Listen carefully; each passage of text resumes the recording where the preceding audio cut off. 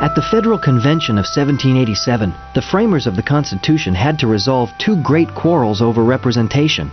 The first quarrel, which pitted the small states against the large states, threatened to disrupt the convention.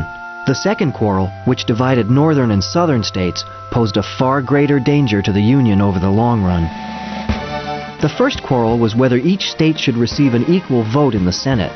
When the First Continental Congress met at Philadelphia in 1774, it agreed that each colony should have one vote. That precedent was confirmed when Congress drafted the Articles of Confederation in 1777.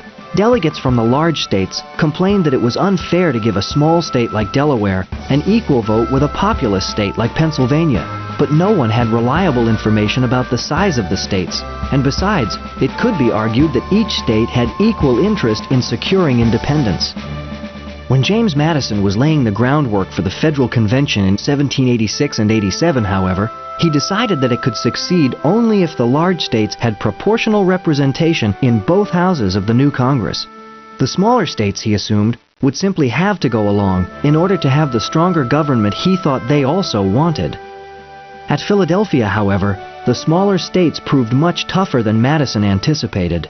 They insisted they could never be safe in a union in which the larger states would dominate unless they enjoyed an equal vote in at least one house of Congress. In the crucial vote of July 16, the smaller states won a narrow margin and the equal vote they sought. Even before that decision, however, debate over the House of Representatives had revealed a different source of division among the states.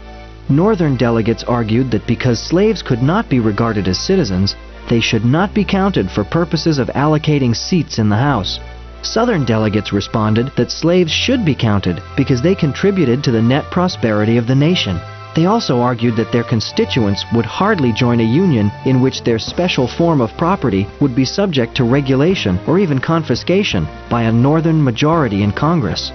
Southern delegates were not completely united as to exactly how slaves should be counted. The South Carolinians thought slaves should be counted as equal to free citizens. The Virginians were willing to settle for a fractional ratio, like the rule that was finally adopted, in which 5 slaves counted for 3 citizens in calculating each state's share of representation. This compromise did not end the division between North and South, which persists to the present day.